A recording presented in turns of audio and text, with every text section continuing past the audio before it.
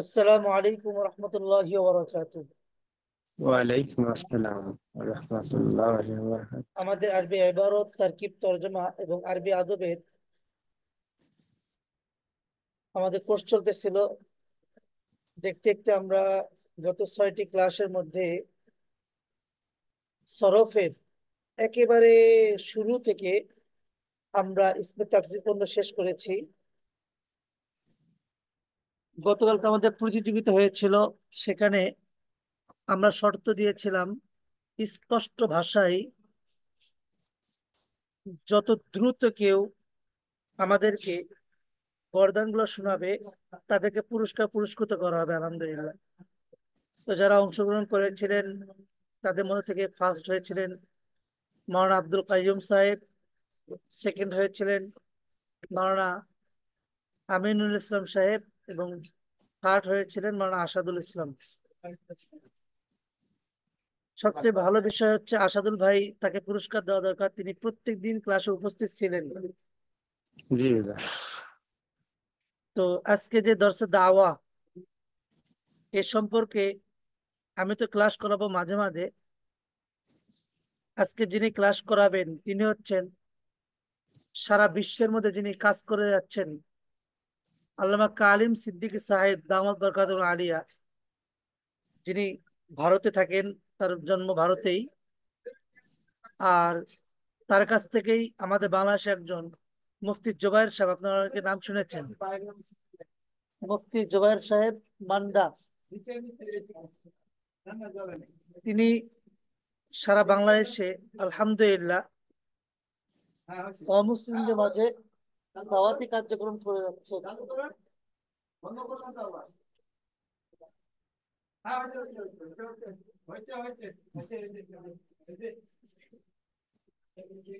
তো যাই হোক, মুফতি জুবায়ের সাহেবের ছাত্ররা এখন সারা বাংলাদেশে বিভিন্ন জেলায় জেলায় জেলায় থানায় থানায় কাজ করে যাচ্ছেন।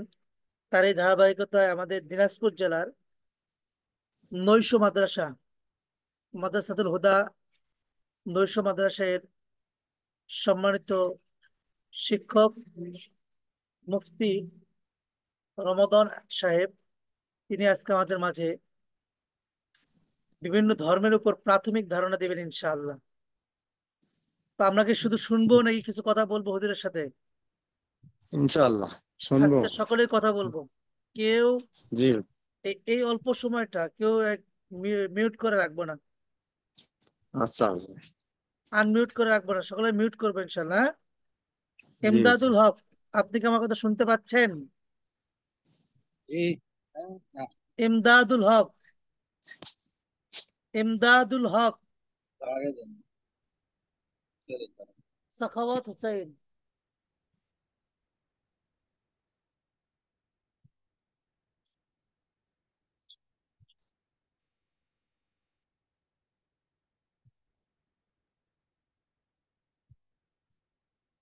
আগে ফার্স্টে যে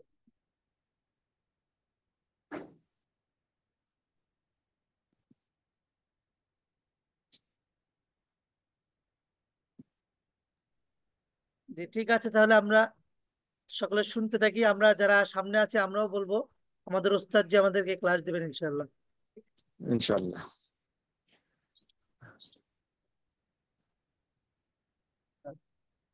সরাসরি যাবে।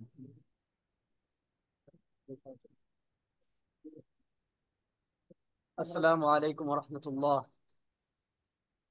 ওয়ালাইকুম আসসালাম রহমতুল্লাহ। আপনারা সবাই কেমন আছেন? আলহামদুলিল্লাহ। আলহামদুলিল্লাহ। আলহামদুলিল্লাহ। আলহামদুলিল্লাহ। আমরা নাহমাদু ওয়া নুসাল্লি আলা রাসূলিল কারীম, আম্মা বা'দ। ফাআউযু বিল্লাহি মিনাশ শাইতানির রাজীম। বিসমিল্লাহির রহমানির রহিম। ومن أحسن قولا ممن دعا إلى الله وعمل صالحا وقال إنني من المسلمين. وقال رسول الله صلى الله عليه وسلم بلغوا عني ولو آية.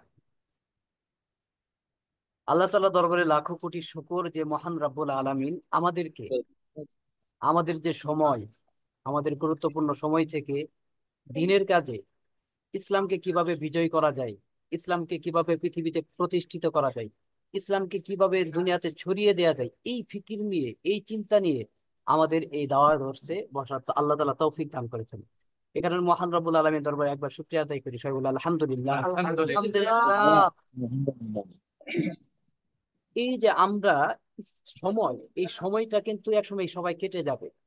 যে অনেক মুসলমান আছে, আমাদের ভিতরে অনেক মুসলমান আছে যাদের সবকিছুর জন্য সময় হয়, কিন্তু ইসলামের জন্য, দ্বীনের জন্য, ইসলামকে পৃথিবীতে প্রতিষ্ঠা করার জন্য সময় বের করার সুযোগ হয় না। এই সুযোগ বের করা এটা আল্লাহ তাআলা বিশেষ এক নিয়ামত। এটা আল্লাহ তাআলা অনেক ইমানদারদেরকেও দেন না। ইমান তো আল্লাহ তাআলা একটা বিশেষ নিয়ামত, কিন্তু এই জায়গা থেকে ইসলামের জন্য সময় বের করা এটা আরো বড় নিয়ামত। সেই তৌফিক আল্লাহ তাআলা আমাদেরকে দান করেছেন। আমরা কথার যদি ধরি যে আমাদের যে জীবনের সময় থেকে কেউ যদি বলি সুবহান আল্লাহ, একবার সুবহান আল্লাহ বললাম, এই যে একটা সেকেন্ড আমরা কিসের জন্য ব্যবহার করলাম? এই যে দিনের জন্য, আল্লাহ। ইসলামের জন্য আমার সময় থেকে একটা সেকেন্ড ব্যবহার করার কারণে কি হলো, যে আল্লাহ তাআলা আমাদেরকে কি করবেন, যে জান্নাতে একটা গাছ দিবেন, যে গাছের ছায়া লক্ষ 500 বছর দৌড়ায় একটি ঘোড়া শেষ করতে পারবে না। তাহলে আল্লাহ তাআলা আমাদের কত হেক্টর, কত জায়গা আল্লাহ তাআলা আমাদেরকে দান করবেন কিসের জন্য? এই যে আমরা একটা সময়, একটা সেকেন্ড ব্যবহার করার জন্য। এই যে আপনারা একটা দীর্ঘ সময় দিচ্ছেন, তাহলে আল্লাহ তাআলা এর বিনিময়ে আল্লাহ তাআলা কি দিবেন? অনেক কিছুই আল্লাহ তাআলা আমাদেরকে যদি ইচ্ছা করেন তাহলে দিবেন। যে কারণ হচ্ছে এখানে একটা ফিক্রি চিন্তা হচ্ছে, একটা ফিক্রি ভাবনা হচ্ছে, যে কিভাবে আমরা মানুষদেরকে, আল্লাহ বলা মানুষদেরকে কিভাবে আল্লাহর সাথে সম্পৃক্ত করতে পারবো, সেই ফিকির এখানে দেয়া হবে। তারপরে কথা হচ্ছে যে নবী যারা আম্বিয়া কেরাম ছিল তারা কেন দামি হয়েছেন, তারা কেন এত আল্লাহ তাআলার কাছে প্রিয় হয়েছেন? এই প্রিয় হওয়ার কারণ ছিল যে তারা তার সমস্ত সময়, সমস্ত চিন্তা, সমস্ত মেধা, তার যোগ্যতা সবকিছুই আল্লাহ তাআলা দ্বীনের জন্য খরচ করেছেন, আল্লাহ তাআলা দ্বীনের জন্য ব্যয় করেছেন। এই কারণে তারা দামি হয়েছেন। সুতরাং আমরাও যদি আমাদের জীবন, আমাদের সময়, আমাদের অভিজ্ঞতা, আমাদের চিন্তা, আমাদের ফিকির যদি দ্বীনের জন্য দেই, তাহলে আল্লাহ তাআলা আমাদেরকেও দামি বানিয়ে দিবেন। তো বুঝতে পারছি তো? জি আমার জি। আমাদের কথা কি বুঝতে পারতেছেন? জি হ্যাঁ জি। জি। আচ্ছা, এখন হচ্ছে দাওয়া বিভাগে কি কি পড়ানো হবে এবং কেন পড়ানো হবে। দাওয়া হচ্ছে, মূল বিষয় হচ্ছে, যারা দাওয়া পড়ব আমাদের উদ্দেশ্য থাকবে যে আমরা যারা আল্লাহ বলা মানুষ আছে, যারা আল্লাহর সাথে সম্পৃক্ত নাই, আমাদের মুসলমানদের ভিতরে যারা আছে বা অমুসলিমদের ভিতরে আছে, তাদেরকে কিভাবে আমরা তাদের আল্লাহ তাআলার সাথে সম্পর্ক জোড়াইতে পারি, এবং আমরা নিজেরাও কিভাবে আল্লাহ তাআলার সাথে সম্পর্ক গভীর করতে পারি, এই বিষয়ে আমরা ক্লাস করব। আর এখানে আরেকটা বিষয় ফোকাস করা হবে, সেটা হচ্ছে তুলনামূলক ধর্মতত্ত্ব। কি বিষয় বলেন তো? তুলনামূলক ধর্মতত্ত্ব। তুলনামূলক ধর্মতত্ত্ব আসলে কি, বিষয়টা কি? তুলনামূলক ধর্মতত্ত্ব হচ্ছে এক ধর্মের সাথে আরেক ধর্মের কম্পেয়ার করা, তুলনা করা, মোকারনা করা, যে কোন ধর্ম শ্রেষ্ঠ এবং কোন ধর্ম শ্রেষ্ঠ না, এবং কি কারণে শ্রেষ্ঠ, এবং কিভাবে তার শ্রেষ্ঠত্বটা বুঝে আসে, সেগুলো ফিকির করা, সেগুলো চিন্তা করা। আমি একটা বিষয় আলোচনা করলাম যে এই ধর্মের সাথে ইসলাম ধর্মের সম্পর্কটা কি, এবং ইসলাম ধর্ম এই বিষয়ের কারণে কি কারণে এখানে শ্রেষ্ঠত্ব প্রকাশ পেল, এই বিষয়ে আমরা আলোচনা করব, ধীরে ধীরে আলোচনা করবো। এটা হচ্ছে তুলনামূলক ধর্মের একটা মূল থিওরি। কেন তো আমরা তুলনামূলক ধর্মতত্ত্ব পড়বো, কেন আমাদের পড়ার প্রয়োজন, এটা কি রাসূল করিম সাল্লাল্লাহু আলাইহি সাল্লামের যুগ থেকে ছিল কিনা, এই বিষয়ে যদি আমরা লক্ষ্য করি, প্রথমে আমরা দেখবো কোরআনে কারিম। কোরআনে কারিমের যদি আপনি বিভিন্ন আয়াত দেখেন, বিভিন্ন নস দেখেন, বিভিন্ন আলোচনা দেখেন, দেখবেন যে পূর্ববর্তী নবীদের ঘটনা নিয়ে আসছেন, কোথাও বিধান দিয়েছেন।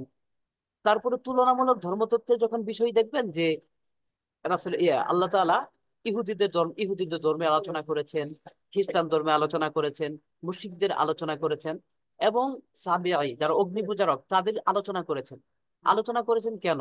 যে এটা এখানে বুঝিয়েছেন, এখানে তুলনামূলক ধর্মতত্ত্বের আলোচনা করেছেন, তারা বিষয়টা কি করতো, আল্লাহ তাআলা কে ছেড়ে দিয়ে তারা কার পূজা করত, এই বিষয়ে আলোচনা করেছেন। আর রাসূল কারীম সাল্লাল্লাহু আলাইহি সাল্লাম তো তুলনামূলক ধর্মতত্ত্বের তো অবদান অনেক আছে। আমরা শুধু একটা হাদিসের বিষয়ে আলোচনা করব, যে আদি ইবনে হাতিম নাম শুনেছেন? তিনি রাদিয়াল্লাহু তাআলা আনহু জি। পরে ইসলাম ধর্ম গ্রহণ করেছেন। তিনি ছিলেন খ্রিস্টান। হাতিম তাইয়ের নাম কেউ শুনে নাই এরকম লোক খুব কম পাওয়া যায়, কারণ তিনি ছিলেন দানবীর। আর আদি ইবনে হাতিম তিনি দানবীরের ছেলে ছিলেন, তার ভিতরে আভিজাত্য ভাবটা অনেক ছিল, এবং আরবের একজন আভিজাত ফ্যামিলির সন্তান ছিল, তার ভিতরে আভিজাত্য ছিল। ইসলামের প্রতি তার পর্যাপ্ত ঘৃণা ছিল, রাসূল করিম সাল্লাল্লাহু আলাইহি সাল্লামকে সে ঘৃণা করত। ইন্টারনেট আমি দেখা যাচ্ছে, কথা কি শুনতে পাচ্ছেন? জি জি। হুজুর। ও, আমার তো এখানে ইন্টারনেট কি দেখা দিয়েছিল। ওই যে আদি ইবনে হাতিম তিনি কি করেছেন, যে রাসূল করিম সাল্লাল্লাহু আলাইহি ওয়াসাল্লাম যখন মক্কা বিজয় করলেন, মক্কা বিজয় করার পর সে মক্কা থেকে তো চলে গেছে। পরে এক সময় তুই ভাবতেছে যে একবার মুহাম্মদের কাছে যায় দেখি সাল্লাল্লাহু আলাইহি সাল্লাম, যে আসলেই কি কোনটা ধর্ম শ্রেষ্ঠ, আসলেই সে যে ধর্ম প্রচার করতেছে সে ধর্ম শ্রেষ্ঠ কিনা। তো রাসূল করিম সাল্লাল্লাহু আলাইহি সাল্লামের কাছে যখন আসে, আদি ইবনে হাতিমের পরিচয় যখন দেওয়া হয়, তখন রাসূল করিম সাল্লাল্লাহু আলাইহি সাল্লাম তাকে একটা কথা বলেন, আনা আ'লামু মিনকা বিদীনিক, যে তোমার ধর্মের চাইতে আমি তোমার ধর্মের ব্যাপারে আমি বেশি জানি। কে বলতেছেন কথাটা? আল্লাহ রাসূল। আল্লাহ রাসূল সাল্লাল্লাহু আলাইহি সাল্লাম বলতেছেন। কি বলতেছেন? যে আমি তোমার ধর্মের চাইতে আমি তোমার ধর্মের ব্যাপারে আমি বেশি জানি। তারপরে কি বলতেছেন? যে তুমি কি রাকসি নও? রাকসি হচ্ছে খ্রিস্টান ধর্মের একটা শাখা গোত্র। এ দ্বারা রাসূল করিম সাল্লাল্লাহু আলাইহি ওয়াসাল্লাম কি বুঝিয়েছেন, যে খ্রিস্ট ধর্ম সম্পর্কে তো জানি জানি, খ্রিস্টান ধর্মের যে বিভিন্ন শাখা গোত্র আছে, এই শাখা গোত্রগুলো সম্পর্কেও আমার পর্যাপ্ত ধারণা রয়েছে। ঠিক আছে। জি। জি তারপরে তিনি বলতেছেন যে একটা বিধানের কথা বলতেছেন, যে তোমরা কি গনিমতের মাল, তারা কি করতো, গনিমতের মাল 5 ভাগের 1 ভাগ, 4 ভাগে 1 ভাগ তারা ভক্ষণ করতো। এই যে তোমরা যে গনিমতের মাল ভক্ষণ করতা, অথচ তোমাদের যে এই শাখা গোত্রের তোমাদের ধর্মে এটা নিষিদ্ধ। কি বলতেছে? তোমাদের ধর্মে এই কাজটা নিষিদ্ধ। এই জিনিস দ্বারা কি বুঝিয়েছে, যে রাসূল করিম সাল্লাল্লাহু আলাইহি সাল্লাম তাদের ধর্মের যে বিধিবিধান, সে বিধিবিধান সম্পর্কেও তিনি জানেন। আর আদি ইবনে হাতিম তিনি বলেন যে এই বিষয়টা তারা যারা ছিল বড় উচ্চ পর্যায়ে তারা ছাড়া আর কেউ জানতো না। তখন তার বিশ্বাস হয়েছে যে তিনি সাধারণ মানুষ না, তিনি আল্লাহ রাসূল। এই জিনিসটা তার বিশ্বাস হয়েছে। তারপরে তিনি ইসলাম ধর্ম গ্রহণ করেন। ওইটা বিষয় বিভিন্ন কি এখানে যে বিষয়টা বলতেছি, যে রাসূল করিম সাল্লাল্লাহু আলাইহি সাল্লাম কি কি জানতেন, যে অন্যান্য ধর্মের ব্যাপারেও রাসূল করিম সাল্লাল্লাহু আলাইহি সাল্লামের পর্যাপ্ত ধারণা ছিল, জ্ঞান ছিল, এবং তিনি বিভিন্ন ধর্ম সম্পর্কে জানতেন। সুতরাং আমরা যদি দাওয়াতে কাজ করতে যাই, তাহলে আমাদেরকে কি করতে হবে, অন্য ধর্ম সম্পর্কে যদি আমরা দাওয়াত দিতে যাই, তাহলে তাদের ধর্মের বিষয়গুলো আমাদেরকে জানতে হবে, এবং তাদের সাথে কথা বলতে গেলে আমাদের তাদের বিষয়টাও যেন আমরা ফুটিয়ে তুলতে পারি। ঠিক আছে। তাহলে এই যে আমরা তুলনামূলক ধর্মতত্ত্ব, এই ধর্মতত্ত্বটা আমরা কোথায় থেকে পেলাম বলেন তো? সর্বপ্রথম কোথায় বলছি? কোরআন। কোরআন। কোরআনে আল্লাহ তাআলা বিভিন্ন জাতির কথা, বিভিন্ন আহলে কিতাব এবং সাহাবী বিভিন্ন ধর্মের আলোচনা করেছেন। আরেকটা তারপরে কোথায় থেকে বললাম? হাদিসে, হাদিস থেকে। হাদিস থেকে। তারপরে আমাদের ইমাম যারা ছিল, আমাদের সালফে সালেহীন, ইমাম বাকিল্লানি রহমতুল্লাহ আলাই, তিনি 400 হিজরির মানুষ। তিনি আল মিলাল ওয়ান নিহাল এই কিতাবটা লিখেছেন। এই কিতাবটার ভিতরে ওই সময়ের ওই যুগের যত জাতি ছিল, তাদের চিন্তা, তাদের সভ্যতা, তাদের সংস্কৃতি, তাদের আফকার, তাদের ভাবনা, তাদের বংশের ভিতরে যে পার্থক্য, সবগুলো বিষয় এখানে তুলে ধরেছেন।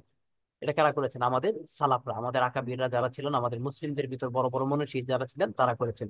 ইবনে তাইমিয়া রাহিমাহুল্লাহ তাআলা তুলনামূলক ধর্মতত্ত্বে কাজ করেছেন। ইমাম গাজালি রহমতুল্লাহ আলাই এরাও কাজ করেছেন। আমরা বেশি দূরে যাব না। যদি আমরা দেওবন্দ প্রতিষ্ঠিত হয়েছে, এটা জানেন তো, বেশি দিন আগে না? দেওবন্দের সম্পর্কে জানা আছে? দেওবন্দ প্রতিষ্ঠা যিনি করেছেন তার নাম হচ্ছে কাসেম নানুতুবি রহমতুল্লাহ আলাইহি। তিনি কি করেছেন, একবার হিন্দুদের পণ্ডিত দয়ানন্দ সরস্বতী ছিলেন। সরস্বতী কি করেছেন, তিনি একবার সকল ধর্মের যারা পণ্ডিত ছিলেন ভারতবর্ষের, তাদেরকে দাওয়াত দিয়েছেন যে তাদের ধর্মের শ্রেষ্ঠত্ব কি, তাদের ধর্মের আসলে ভালো দিকগুলো কি, সেগুলো নিয়ে তারা আলোচনা করবে। এই হিসেবে তারা বৌদ্ধ ধর্মের যে প্রধান তাকে দাওয়াত দিয়েছে, তারপরে খ্রিস্টান ধর্মের পাদ্রীকে দাওয়াত দিয়েছে, জৈন ধর্মের প্রধানকে দাওয়াত দিয়েছে, বাহাই ধর্মের দাওয়াত দিয়েছে, সব ধর্মের পণ্ডিতদেরকে দাওয়াত দিয়েছে। এবং তাদের বিষয় কি বিষয় সে বিষয়গুলো বলে দেয়া হয়েছে। আর কাসেম নানুতুবি রহমতুল্লাহ আলাই তাকে শুধু দাওয়াত দেওয়া হয়েছে যে একটা অনুষ্ঠান হবে, অনুষ্ঠানে আপনার দাওয়াত, আপনাকে থাকতে হবে, এতটুকু, তাকে কিছু বলা হয়নি। আর কাসেম নানুতুবি রহমতুল্লাহ সাল্লাম পরিচয় তো বলেছে যে তিনি দেওবন্দের প্রতিষ্ঠাতা। যে তিনি কি করেছেন, তিনি বুঝতে পেরেছিলেন যে এখানে কি বিষয় নিয়ে আলোচনা হবে। ঠিক আছে, কথা কি বুঝতে পারতেছেন? ঠিক। জি হুজুর। তো তিনি কি করতে বুঝতে পারতেন যে কি বিষয় নিয়ে আলোচনা হবে, তারপর তিনি সেগুলো সাজিয়েছিলেন যে কোন ধর্ম আগে আলোচনা করবে, কি কি বিষয় আলোচনা করতে পারে, এই সবগুলো বিষয় হ্যাঁ। 100 মিনিট আর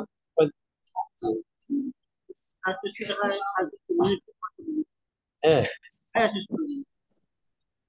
তারে যেগুলো আছে এবার 20 জিবি আছে কিন্তু এই ফজলুল করিম সাহেব, আপনার ওখান থেকে আওয়াজ আসতেছে, ফজলুল করিম সাহেব।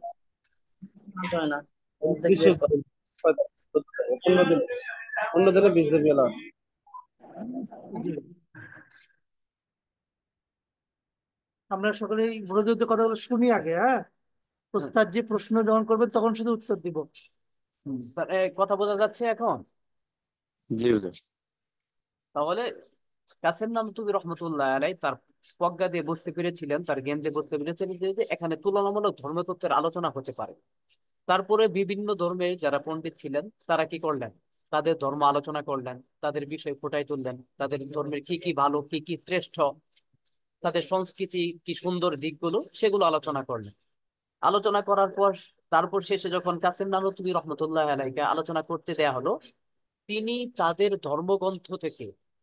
ধর্মগ্রন্থের কি বিষয় ভালো, কি বিষয় মন্দ, কোনটা যৌক্তিক কোনটা অযৌক্তিক, এমন ভাবে তথ্য সমৃদ্ধ এবং রেফারেন্স সহ আলোচনা করলেন। সবাই কাসেম নানুতুবি রহমতুল্লাহ আলাইহির কথা গ্রহণ করতে বাধ্য হয়েছে। কেন? এটা কেন হয়েছে? কারণ হচ্ছে কাসেম নানুতুবি রহমতুল্লাহ আলাইহি তুলনামূলক ধর্মতত্ত্ব সম্পর্কে তার একেবারে পর্যাপ্ত জ্ঞান ছিল এবং তাদের যুক্তিগুলো খণ্ডন করার সম্পর্কে তার পূর্ণ অভিজ্ঞতা ছিল। এ কারণেই এটা সম্ভব হয়েছে। তাহলে আমরা বুঝতে পারছি যে তুলনামূলক ধর্মতত্ত্ব কেন পড়া দরকার। আমরা যদি অন্য ধর্মের সাথে দাওয়াত দেই তাহলে আমাদেরকে তুলনামূলক ধর্মতত্ত্ব সম্পর্কে জ্ঞান রাখতে হবে, যেন মানুষদেরকে আমরা হেদায়েতের পথে নিয়ে আসতে পারি। ইয়াল্লাহ হাবিবি। এখন আমরা যখন এটা হচ্ছে মোটামুটি তুলনামূলক ধর্মতত্ত্বের সম্পর্কে একটু বুঝতে পারছেন তো? জি হুজুর। হ্যাঁ, গুরুত্বটা মোটামুটি সংক্ষিপ্ত ভাবে বললাম। এখন হচ্ছে আমরা যখন কোরআন শরীফ আমরা যখন অমুসলিমদের বাদে দাওয়াত দিব, তখন দাওয়াত দেওয়ার পদ্ধতিটা কিভাবে হবে, কি বিষয় নিয়ে আমরা প্রথমে আলোচনা করব, এই বিষয়ে যদি আমরা লক্ষ্য করি তখন আমরা সর্বপ্রথম কোরআনের দিকে যাবো, যে কোরআনে আসলে আমাদের কিভাবে দাওয়াত দিতে বলে। তখন আমরা দেখি কোরআনে আল্লাহ তাআলা বলছেন, ইয়া আহলাল কিতাবি তাআলাউ ইলা কালিমাতিন সাওয়াইন বাইনানা ওয়া বাইনাকুম আল্লা না'বুদা ইল্লাল্লাহ।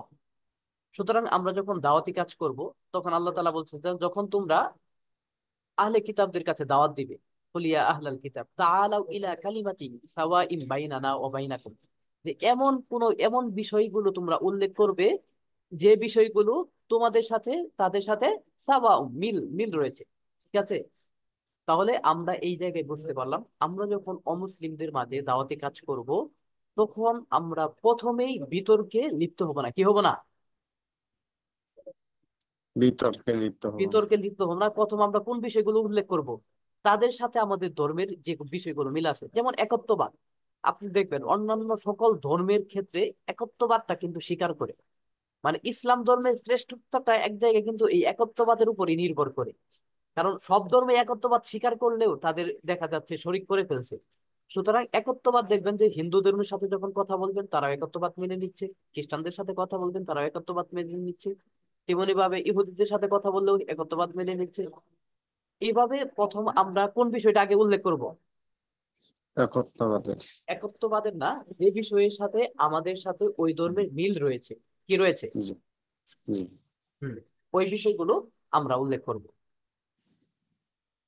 তারপরে হচ্ছে যে আমরা যদি তাদের যখন দাওয়াত দিব তখন যদি তাদের সাথে আমরা কিভাবে কথা বলবো, কথার ধরনটা কেমন হবে, আক্রমণাত্মক নাকি বন্ধু সুলভ?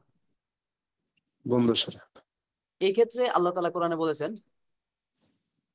যে ওমান আহসানু কওলাম মিম্মান দাআ ইলাল্লাহি ওয়া আমিলা সলিহান ওয়া ক্বালা ইন্নানি মিনাল মুসলিমিন। এটা হচ্ছে ওমান আহসানু কওলাম মিম্মান দাআ ইলাল্লাহ। এটা দাওয়াতের গুরুত্ব বোঝাইছেন যে ওমান আহসানু কওলাম মিম্মান দাআ ইলাল্লাহ, ওই যে ওই ব্যক্তির চাইতে কথা উত্তম কথা কি হতে পারে যে আল্লাহর দিকে মানুষদেরকে ডাকে।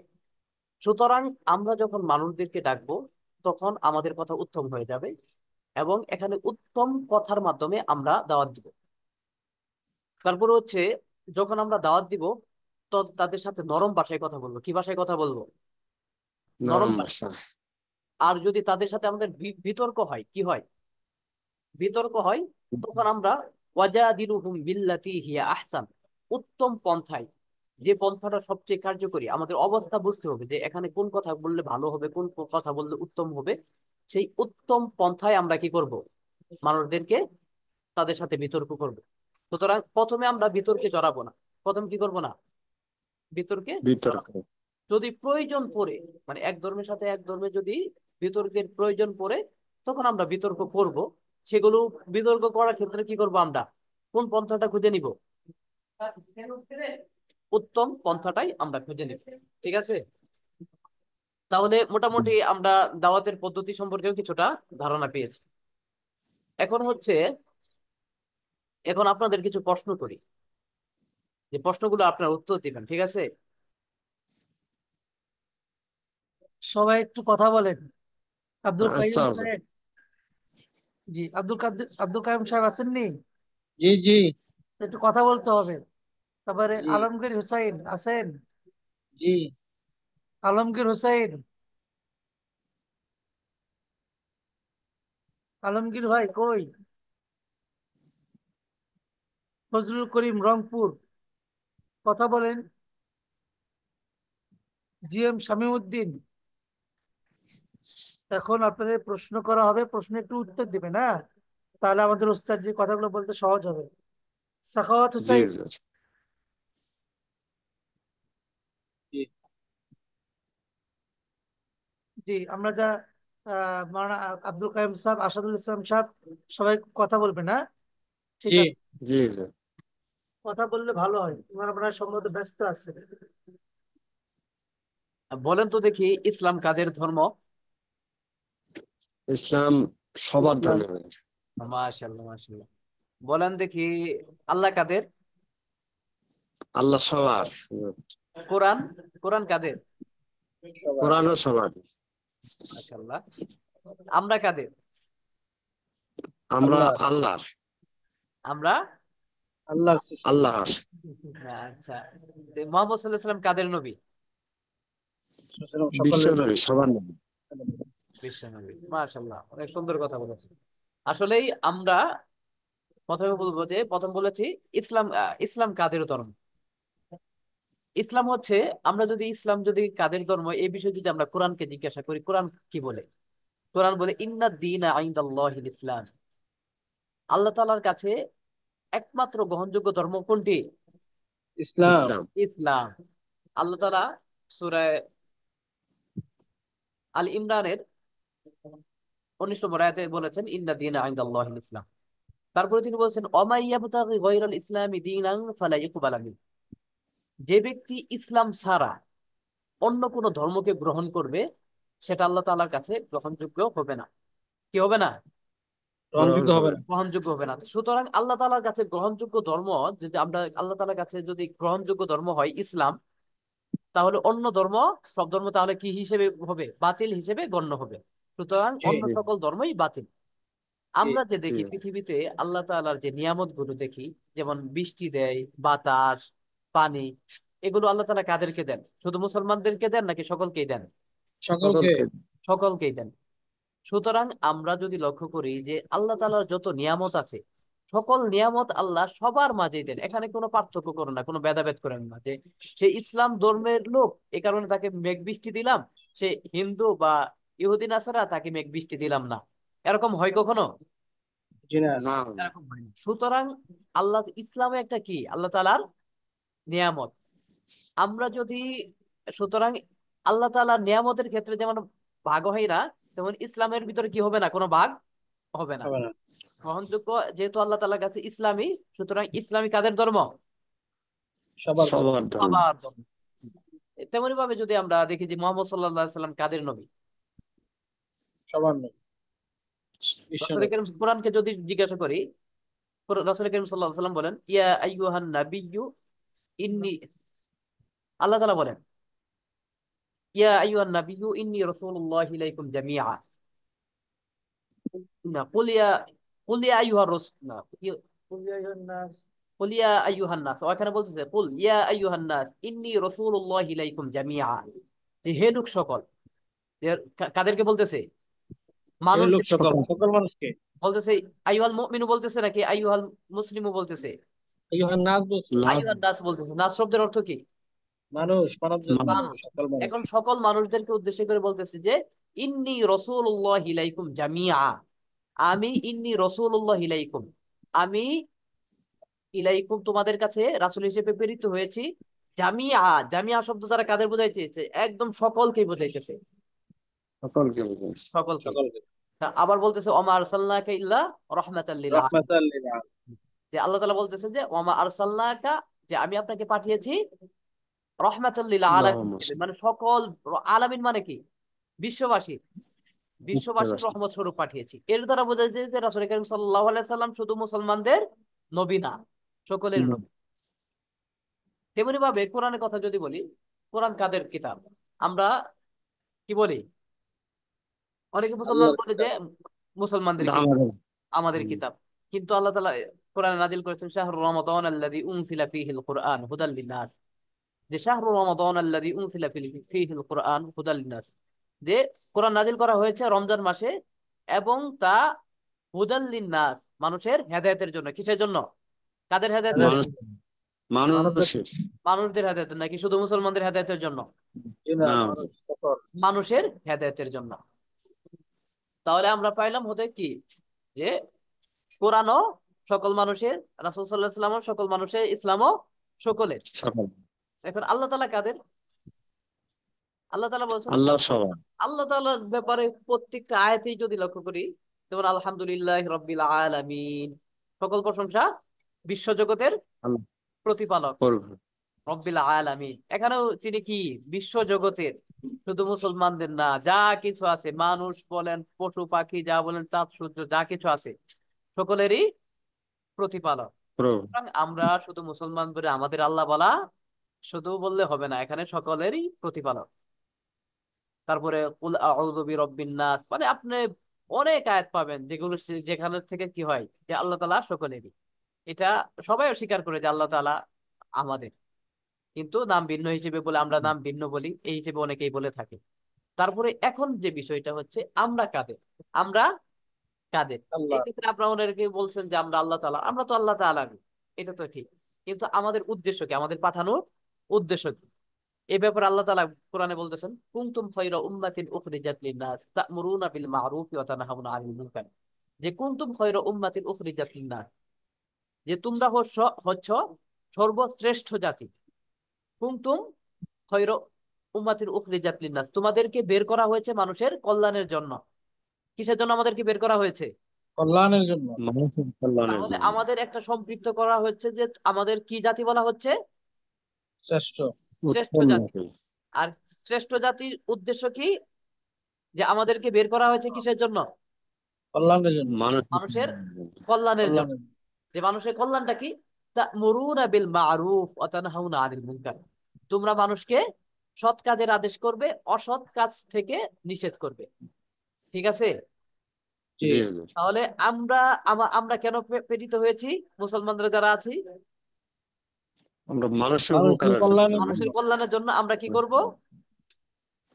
কাজ করব। অন্যায় কাজ থেকে বিরত রাখবো। তা'মুরুনা বিল মা'রুফে কাজ করব, ওয়া তা'মুরুনা তানহাউনা বিল আনিল মা'রুফের মুনকারে কাজ কাজ করব। করব, এবং সাথে কি করব? ওয়া তানহাউনা তানহাউনা আনিল আনিল মুনকার। মুনকারের কাজ করব, যে আমরা মানুষদেরকে সৎ কাজের আদেশ করব, অসৎ কাজ থেকে বাধা দিব। এই যে সৎ কাজের আদেশ, এই অসৎ কাজের বাধা, এটাই হচ্ছে মূলত একটা দাওয়া। এটা কি? দাওয়া। দাওয়া। দাওয়া। সুতরাং আমরা হচ্ছি শুধু নিজের জন্য, আমরা শুধু নিজের জন্য, জি না, কাদের জন্য? মানুষের জন্য, মানুষের মানুষের কল্যাণের জন্য। মানুষের কল্যাণের জন্য। সেই কাজটা আল্লাহ তাআলা কাদেরকে দিয়েছেন? মুসলিমদেরকে, আমাদের দেশ। আমাদেরকে দিয়েছেন। তাহলে কি আমরা এই কাজ থেকে বিরত থাকলে চলবে? না, না হুজুর। এই কাজ থেকে বিরত থাকা যাবে না। এখন হচ্ছে তা'মুরুনা বিল মা'রুফ, যে মানুষদেরকে কি করতে হবে? সৎ কাজের আদেশ দিতে হবে। আপনি বলেন তো পৃথিবীতে সবচেয়ে সৎ কাজ কোনটি? মানুষদেরকে কোন কাজ? আল্লাহর দিকে দাও।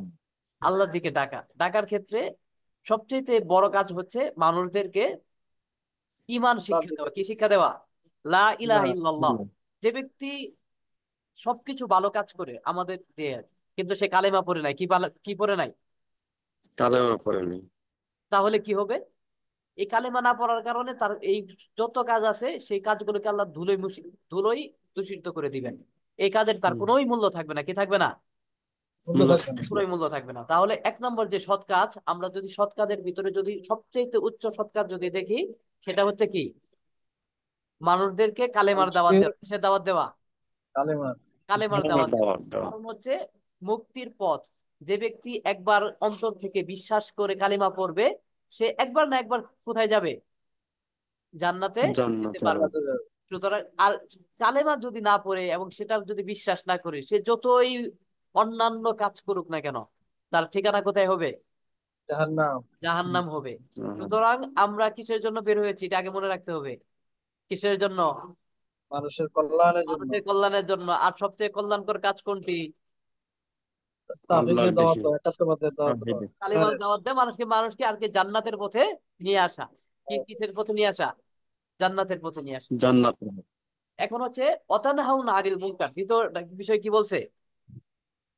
যে মন্দ কাজ থেকে মানুষদেরকে কি করতে হবে? বাধা দিতে হবে। তাই বলেন তো পৃথিবীতে সবচেয়ে মন্দ কাজ কোনটি? আল্লাহ তাআলার কাছে সবচেয়ে অপছন্দনীয় কাজ কোনটি? শিরিক। শিরক করা। মাশাআল্লাহ মাশাআল্লাহ। বলছে ইন্না শিরকা লাযুলমুন আযীম। লা তুশরিক বিল্লাহ। আল্লাহ তাআলা কোরআনে কি বলছেন? সূরা লুকমানের ইন্না ভিতরে শিরকা বলছেন লা লাযুলমুন তুশরিক আযীম। বিল্লাহ ইন্না শিরকা লাযুলমুন আযীম, যে তোমরা আল্লাহ তাআলার সাথে শরীক করো না। কারণ হচ্ছে এটা সবচেয়ে বড় গুনাহ। আর আল্লাহ তাআলা এই শিরিক ছাড়া সমস্ত গুনাহ আল্লাহ তাআলা ক্ষমা করে দিবেন। তুমি দুনিয়াতে কি জি। করবে? দুনিয়াতে কেউ যদি তওবা করে শিরকের থেকে, সে আল্লাহ তাআলা ক্ষমা করে দিবেন। কিন্তু কালেমা সে যখন মৃত্যুবরণ করবে, তার এই গুনাহ আর কি হবে না, কোনো আমল দ্বারা বা কেউ তাকে সওয়াব দ্বারা এই গুনাহ থেকে আর ক্ষমা করতে পারবে না। সে চিরস্থায়ী জাহান্নামে হয়ে যাবে। সুতরাং আমরা সবচেয়ে ভালো কাজ পেয়েছি কোনটি? মানুষদেরকে জান্নাতের পথে ডাকা, মানে কালিমার দাওয়াত দেওয়া। সবচেয়ে মন্দ কাজ কোনটি? শিরিক। শিরিক করা, শিরক। আল্লাহ তাআলার সাথে শিরিক করা। এই যে যারা শিরিক করে, এই শিরিকের কাজগুলো কে করে? মুশরিক। মানুষ করে। অমুসলিমরা করে, তাই না? জি। জি। শিরিকের কাজ সবচেয়ে অমুসলিমরা করে। আমরা কি কখনো অমুসলিমদেরকে তাদের এই মন্দ কাজ থেকে বাধা দিয়েছি? জি না, জি না। জি না। সরাসরি বাধা দেয়নি। বা বা সরাসরি বাধা না দিলেও, বা কালিমার দাওয়াত দিয়েছি। কালিমার দাওয়াত দিলে তো সে এমনি এমনি বাধা হয়ে যাবে। কালিমার দাওয়াতটা কি দিয়েছি? না হুজুর, সরাসরি জি। দাওয়াত দেয়নি। হ্যাঁ, দাওয়াত দেই নেই। এই কাজটা করা দরকার কিনা? জি। দরকার হুজুর। দরকার, তাই না? দরকার কিনা? জি। জি হুজুর। দরকার। এই কাজটা করতে গেলে আমাদেরকে তো কিছুটা জানতে হবে। দেখলাম আমি যদি একটা মানুষকে দাওয়াত দিলাম, এই বিষয়ে আমার যদি একেবারে ধারণা না থাকে, তাহলে দেখা যাবে যে সে আমার দাওয়াত গ্রহণ করবে না, তাই না? জি। তাকে তো জি বোঝাইতে হুজুর। হবে। বোঝানোর যোগ্যতাটা তো আমাদের তৈরি করতে হবে, তাই না? জি। জি। তে সেই বোঝানোর সেই যোগ্যতাটা যেন আপনাদের কিছু হলেও তৈরি হয়, আপনারা যেন একটা অমুসলিম ভাইয়ের সাথে কথা বলতে পারেন। এখানে কি হবে? আমরা যখন অমুসলিম ভাইদেরকে যখন দাওয়াত দিব, আমরা যখন দাওয়াত দেই, দাওয়াতের প্রভাবটা আমার নিজের ভিতর পড়ে। কিসের ভিতর পড়ে? আল্লাহ তাআলা আমাদেরকে হেদায়েত দিয়ে দেয়। যখন দেখবেন যে যারা দাওয়াতি কাজ করে, তাদের ভিতরে ভুলভ্রান্তি খুব কম হয়। তারা মানুষের, আল্লাহ তাআলা তার ভিতরে এটা দিয়ে দেয় যে আমি মানুষকে দাওয়াত দিচ্ছি, মন্দ থেকে বিরত রাখার চেষ্টা করতেছি, তখন অটোমেটিক সে মন্দ থেকে বিরত থাকতে পারে। ঠিক আছে? আমরা যখন দাওয়াতে জি। চিন্তা থাকবে, দাওয়াতে ফিকির থাকবে, তখন দেখবেন যে আমরা কি করতে পারবো।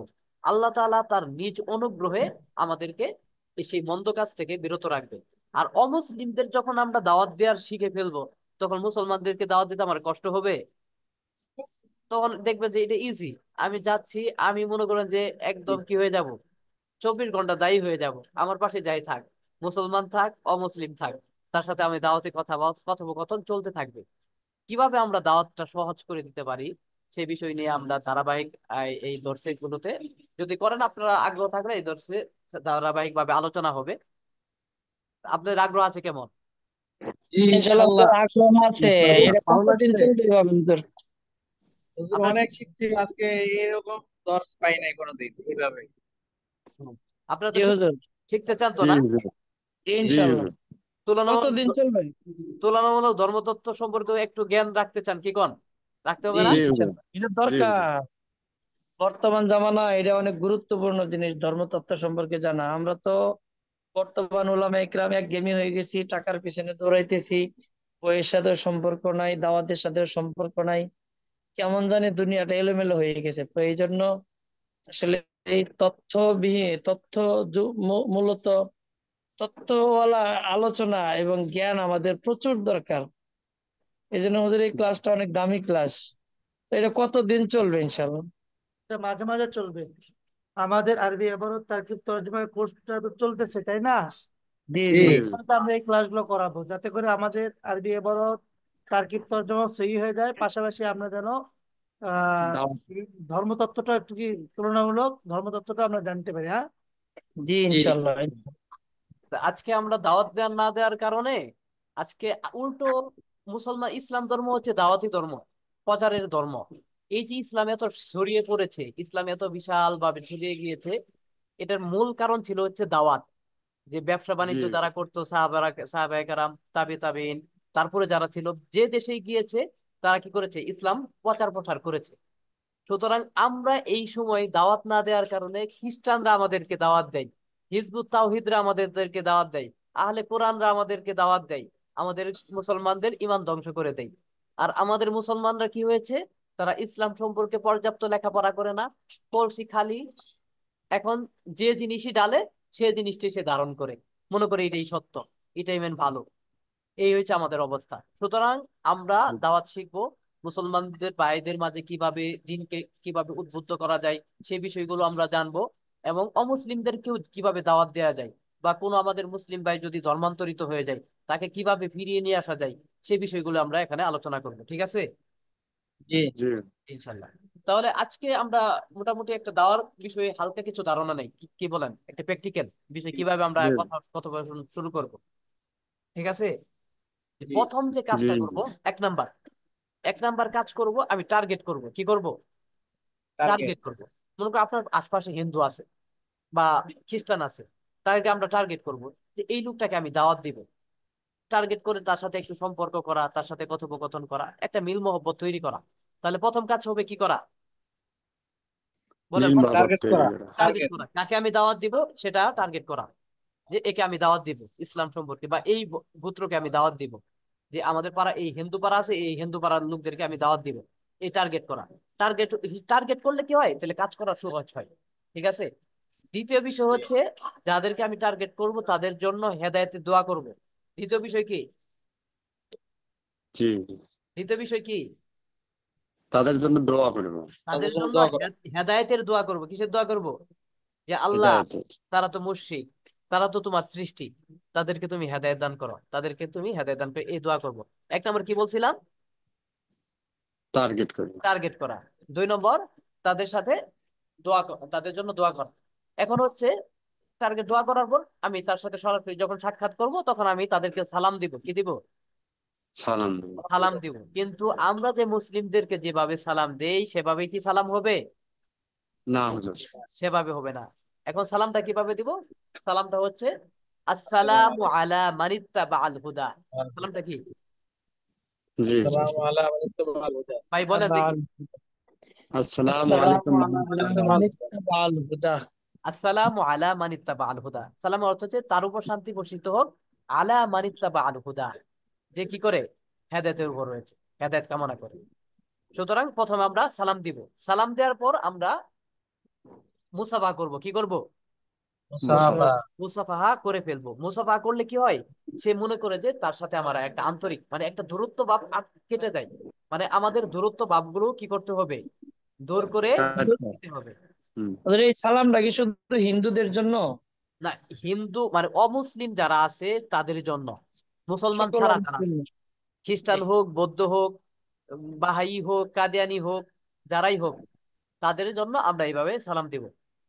ঠিক আছে। জি ইনশাল্লাহ। তারপরে আমরা কি করব, তাদের সাথে কুশল বিনিময় করার জন্য আমরা মুসাফা করে নিব। মুসাফা করলে আমি বললাম যে একটা দূরত্ব ভাব যেটা থাকে এটা কেটে যায়। আমরা তারপরে মুআনাকা করব। কি করব? মহানাকা।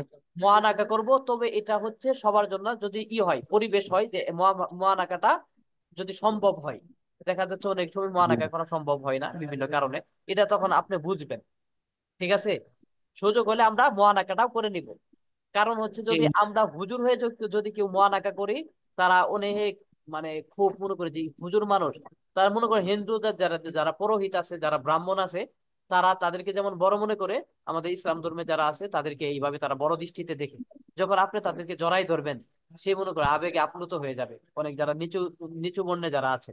সুতরাং আমরা পারলে মুআনাকাটাও করে নিব। ইনশাল্লাহ। তারপরে আমরা কি করব? তারপরে আমরা তাদের অবস্থা জিজ্ঞাসা করব, যে কেমন আছেন। হালফুসরি জিজ্ঞাসা করা, তাদের হালত জানা, তাদের কি জানা, হালত জানা। হালত। তারপরে তারপরে আমরা তাদের কাছ থেকে সময় চেয়ে নিব। এটা খুবই গুরুত্বপূর্ণ একটা বিষয়। কি করে নিব? সময় সময়। চেয়ে চেয়ে নিব। সময় চেয়ে না নিয়ে যদি আমরা কথাবার্তা শুরু করি, তাহলে দেখা যায় যে তারা মানে ইতস্ততা বোধ করে বা অন্য কোনো দিকে মনোযোগ দেয়। যখন আপনি সময় চেয়ে নেবেন, ভাই সময় আছে কিনা, ভাই আপনার সাথে কথা বলবো, 5 মিনিট সময় দেওয়া যাবে কিনা, বা একটু সময় দেওয়া যাবে কিনা, দেখা যাচ্ছে যে তাদের ব্যস্ততা অনুযায়ী কথা বলবেন। যেখানে একটা দোকানে বসছেন, দোকানে বসে আছে, সে তো পর্যাপ্ত সময় দিতে পারবে। তো এখানে সময় নির্দিষ্ট করে না দেওয়া, যে ভাই সময় দিতে পারবেন কিনা, তখন সে বলবে হ্যাঁ সময়, তারপরে আমরা কথা বলা শুরু করব। ঠিক আছে। তাহলে আমরা কয়টা বিষয় বললাম? 1 নম্বর বলছি আমরা টার্গেট করব। 1 নম্বর কি করব? টার্গেট করব। 2 নম্বর, এক নম্বর টার্গেট টার্গেট দোয়া করব। দুই তারপরে নাম্বার তাদের দোয়া জন্য করব। আমরা হেদায়েতে দোয়া দোয়া করব। করব। কিসে দোয়া? দোয়া হেদায়েতের হেদায়েতের জন্য। হেদায়েতে দোয়া করব। তারপরে আমরা তাদের সাথে সালাম মুসাফা বিনিময় পৌঁছ। করব। করব, সম্ভব হলে মুআনাকাও করব। কিসের জন্য? দূরত্ব ঘুচানোর জন্য। জি, তারপরে আমরা তাদের অবস্থা জিজ্ঞাসা করব। জিজ্ঞাসা করব। তারপরে আমরা সময় চেয়ে নিব। চেন। সময় চেয়ে নেওয়ার পরে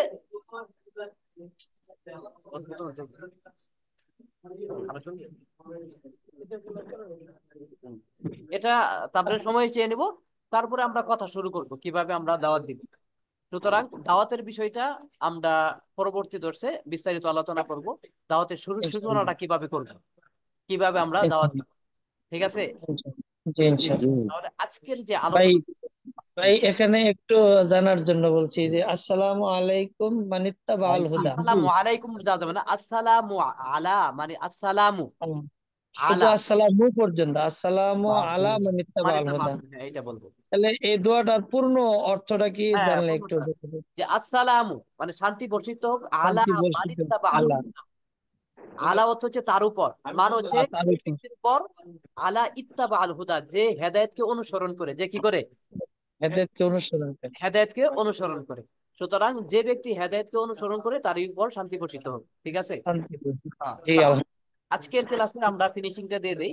যে প্রথমে আমরা আলোচনা করেছি যে তুলনামূলক ধর্মতত্ত্ব। জি তুলনামূলক ধর্মতত্ত্ব এটা কোথায় থেকে সাবিত হয়েছে? প্রথম কোরআন থেকে। আল্লাহ তাআলা প্রথম তুলনামূলক ধর্মতত্ত্ব বিভিন্ন ধর্মের লোকদের বিষয় কোরআনে আল্লাহ তাআলা আলোচনা করেছেন। তা- জি। জি। তারপরে আমরা পেয়েছি যে রাসূল করিম সাল্লাল্লাহু আলাইহি সাল্লাম অন্যান্য ধর্ম সম্পর্কে তিনি জানতেন। এবং আমাদের ইমাম যারা ছিলেন, পূর্ববর্তী যারা ইসলাম নিয়ে যারা কাজ করেছেন, তাদের উপরে তুলনামূলক ধর্মের পর্যাপ্ত জ্ঞান ছিল, এবং তারা তুলনামূলক ধর্মের উপর পর্যাপ্ত কিতাব লিখে গিয়েছেন। কেউ যদি তুলনামূলক ধর্মতত্ত্ব চর্চা করতে চায়, তাহলে সেখান থেকে হাজার হাজার কিতাব পাবে, কিতাবের কোনো অভাব হবে না। ঠিক আছে। আর এটা তুলনামূলক জি ধর্ম মুসলমানদেরই একটা উত্তরাধিকার। তারপরে হচ্ছে আমরা দাওয়াত দিব কিভাবে। এখানে আমরা কোরআনে বলেছি যে অমুসলিমদের সাথে দাওয়াত দিলে আমরা তাদের সাথে আমাদের ধর্মের যে মিলগুলো রয়েছে, এই মিলগুলো নিয়ে আলোচনা করব। ঠিক আছে। আর তাদের সাথে নরম ভাষায় কথা বলবো। যদি তাদের সাথে আমাদের বিতর্ক হয়, বিতর্কগুলো কি করব, উত্তম পন্থায় করব। ঠিক আছে। আর তারপরে আলোচনা করেছি হচ্ছে যে আমরা যদি অমুসলিমদেরকে, ভাইদেরকে যখন দাওয়াত দিতে যাব, কয়টা বিষয়ের উপর লক্ষ্য করব। যে বলছি যে প্রথমে আমরা টার্গেট করব, দোয়া করব, টার্গেট করব, দোয়া করব, মুসাফা করব, সালাম মুআনাকা মুআনাকা, করব। তারপরে হাল খুরসি জিজ্ঞাসা করব। তাদের অবস্থা জিজ্ঞাসা করবো, হালবুসের জিজ্ঞাসা অবস্থা করবো। জিজ্ঞাসা করব। তারপরে কি করব? তারপরে সময় চেয়ে নিব, হ্যাঁ, সময় চেয়ে নিব। সময় চেয়ে একটু নেওয়ার কথা পর বল। তারপর আমাদের দাওয়াতি কথোপকথন শুরু হবে ইনশাআল্লাহ। সামনে ধরছে আমরা আচ্ছা, দাওয়াতি কিভাবে শুরু করব, আরো বিভিন্ন বিষয় এখানে আসবে। ঠিক আছে, আজকে ইনশাআল্লাহ। এখানেই শেষ করতেছি। ইনশাআল্লাহ। আপনারা ভালো থাকবেন, হুজুরের সাথে। আসসালামু আলাইকুম রহমতুল্লাহ। ওয়ালাইকুম আমাদের আসসালাম। অনেক ওয়ালাইকুম সুন্দর কথা আসসালাম। বলেছেন। আজকে আমরা প্রাথমিক বিষয়ে কিছু আইডিয়া পেলাম। এরপরে ইনশাল্লাহ জি মাঝে জি মাঝে আমাদের ক্লাসটা চলে থাকবে, আমাদের যাতে করে আরবি ইবারত, তারকিব, তরজমা, আরবি আদবের পাশাপাশি আমরা এই দাওয়া বিষয়েও যেন অভিজ্ঞতা অর্জন করতে পারি এবং আমাদের আশেপাশে যে সমস্ত ভাইয়েরা চিরস্থায়ী জাহান্নামের দিকে ধাপিত হচ্ছে তাদেরকে যেন জান্নাতের পথে আনতে পারি, এই চেষ্টা করবো ইনশাআল্লাহ। ইনশাআল্লাহ। আজকে এই পর্যন্তই। সকলে ভালো ইনশাআল্লাহ। থাকবেন, সুস্থ থাকবেন, আমাদের জন্য দোয়া করবেন। আসসালামু আলাইকুম। বারাকাল্লাহ। হুজুর, জি বলেন। আমি বইটা একটু চাইছিলাম তো, ঈদের পরে দিবেন নাকি হুজুর? বই তো পাঠানো হয়েছে, হয়তো দু একদিনের মধ্যে পেয়ে যাবেন ইনশাল্লাহ। ইনশাআল্লাহ। আগামীকালকে পাওয়ার আচ্ছা সম্ভাবনা আছে। আচ্ছা, পাইলে ফোন নাম্বার আছে, নাম্বার যোগাযোগ করলে আমি চলে যাবো। হ্যাঁ হ্যাঁ, আপনার সাথে যোগাযোগ করবেন ইনশাল্লাহ। ইনশাআল্লাহ। ঠিক আছে, আসসালামু আলাইকুম। ওয়ালাইকুম আসসালাম।